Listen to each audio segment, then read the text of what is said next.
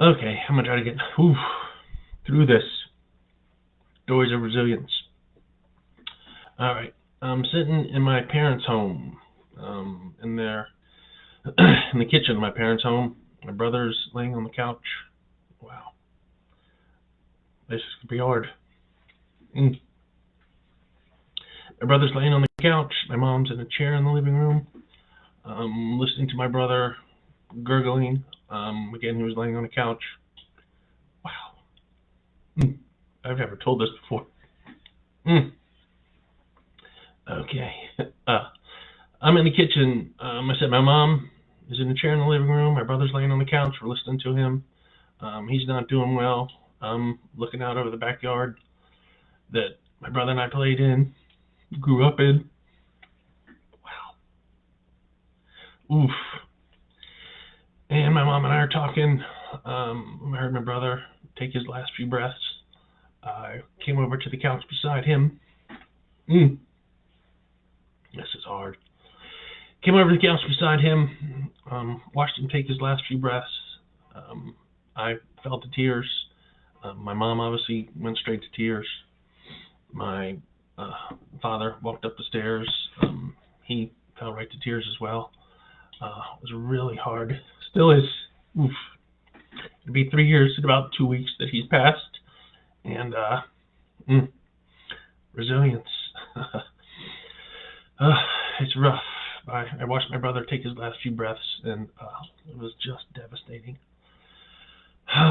We were in the living room for about an hour before hospice came. I watched them carry him out of the house for the last time. And it changed me.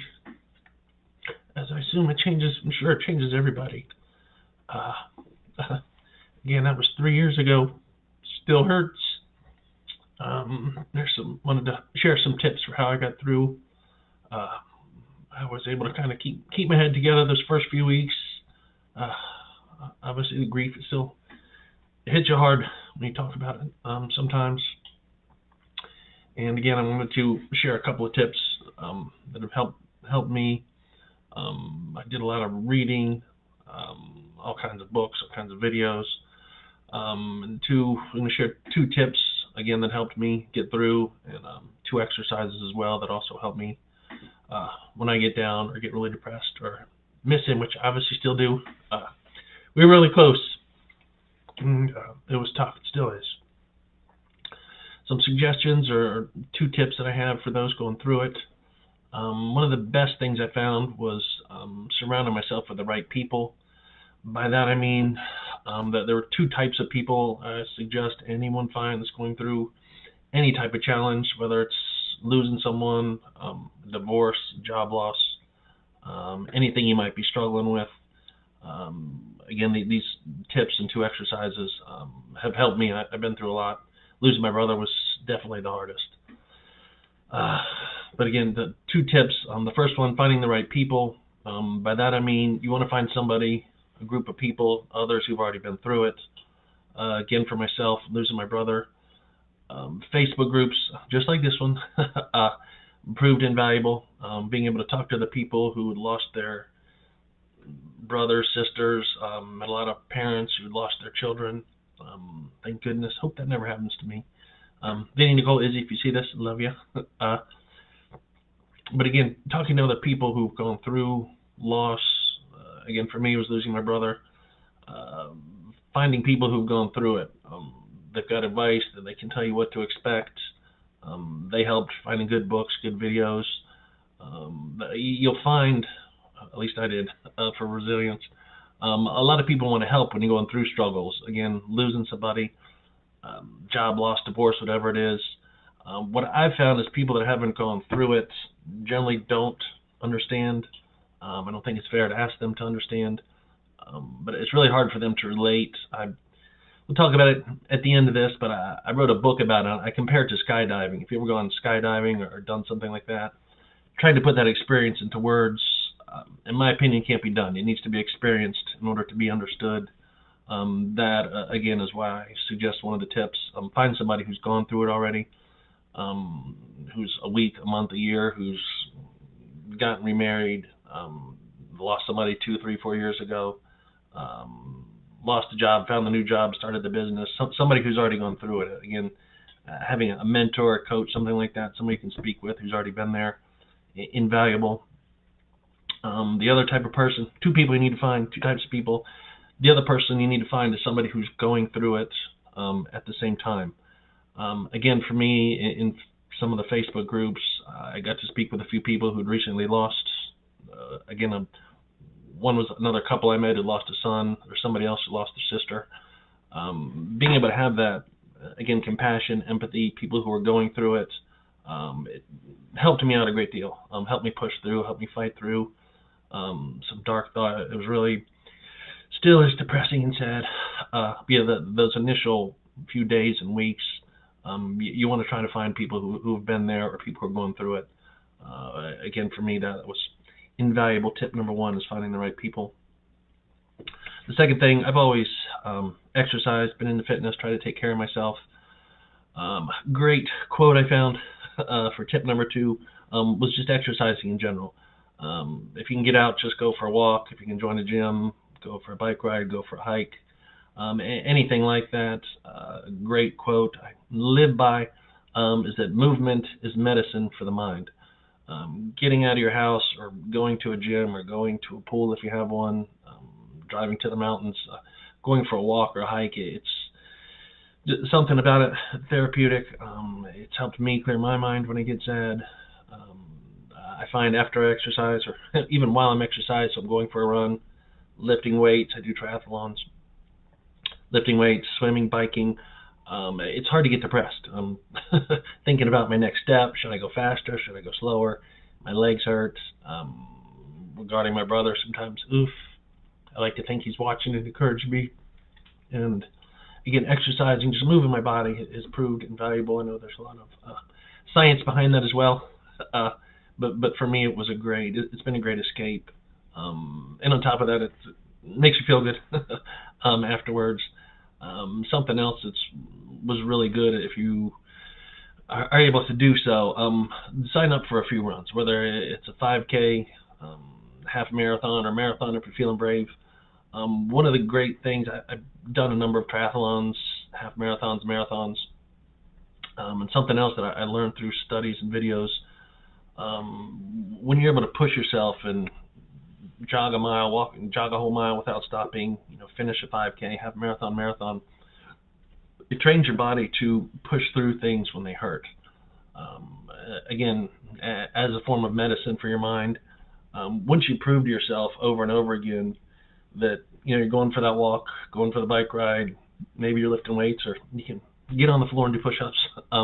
When you're able to push through that pain, it kind of rewires your mind to show you, hey, this is tough, this is hard, but I can push through it. Like I said, that's proved invaluable. I try to exercise just about every day. It's definitely helped me with my grief regarding my brother and a few other things I've been through. But those are my two big tips. Find the right people and get out and move. If you can move with people, join a running group or find a friend to go for a walk with, a hike with, boyfriend, girlfriend, husband, wife, kids. If you have kids, those really helped me become resilient and push through some of the other challenges that I've faced in my life. Two exercises that I have for you guys. Both of these help me as well. Everybody, exercise number one. I do some coaching here as well too. But have people write down their goals. Write down the goals, all those things you want in life. For most folks, it's a car, a house, money, the vacations and stuff. That's step number one in the exercise. Step number two is write out your eulogy. I like to take 60 seconds to write out your goals, 60 seconds to write out your eulogy, what you want people to say about you when you pass away. And then the last 60 seconds of that exercise are to learn and figure out why those two don't match. I found when I take the time to actually write those down, when you write out your eulogy, you want people to say, was a good father, good husband, good boyfriend, girlfriend, whatever it is. If you were to pass away tomorrow, what would you want people to say about you? And you'll find when you write out your eulogy that the eulogy and the goals list rarely match. So as part of resilience, For me personally, it was easy to get wrapped up in chasing the money, the cars, the house, and all that stuff. But when we take the time to actually write down what really matters, again, it helped me refocus. It's helped me when I get sad about my brother, or again, a couple of other things, challenges I've faced. When I write out my eulogy and think about what really matters, it's able to help me stay resilient, keep me from getting depressed or really upset about some of the stuff, again, that I've been through. So that's exercise number one. Goals and eulogies should take maybe 180 seconds, spend 60 seconds writing your goals, 60 seconds writing your eulogy, and then 60 seconds at least thinking about, what really matters and why those two lists don't match. Last exercise I have for helping overcome some of life's challenges and remain and become resilient. Again, exercise number 2, I call it the WHO exercise, WHO. You can remember it by thinking, what sound does an owl make? Whoo, whoo, whoo, right? 3 whoos, who. Who number 1, write out a list of who you love, who you care about, friends, family, parents, brothers, sisters, people at work, cousins, aunts, uncles. Write out a list of who you love and who you care about, who really matters in your life. Take maybe 60 seconds again to write those down. The second 60 seconds, second who, is to write down how are they going to be let down, who is going to be let down if you decide to not move forward, not be resilient, if you decide to give up on life, quit, turn, run away, if you decide to not be resilient, who are you going to let down in choosing to do so?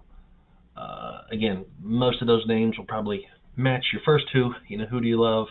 But again, I found writing those down, take 60 seconds, write those down, how it would affect them if you had to tell them, hey, here's why I quit, here's why I gave up, here's why I wasn't resilient. It should really help you, stay focused and remain resilient and strong. Third who number 3, last 60 seconds of the exercise. Write down who will be inspired by watching your journey. Again, these may or may not be, should be all the people you know and love, but also for the who will be inspired, could be complete strangers. That's one of the things I love about this group. When you're sharing your stories, it can help others who are going through the same thing keep moving forward, keep pushing forward, inspire them to take the next step, keep looking for the job. If you're going through a divorce, how do you remain resilient? Get on the dating apps, do whatever you need to do, to get it back out there on the field. If you're going through a job loss, LinkedIn Monster, all those sites, start talking, posting, asking about, finding another job. For me, again, losing my brother, it was hard. That's your first time in 3 years I've really talked about this, but I like to think that sharing my story, again, like one of the tip number 1 I shared, might inspire others to keep moving forward. I've read stories of people, I actually did a lot of work at a homeless, it's just one homeless shelter, and a lot of those people faced challenges, weren't as resilient as others, got caught up in drugs and alcohol. Lots of stories of people committing suicide because they didn't have the strength and resilience to keep moving forward. And again, if you have the courage to share your story, make that your third who.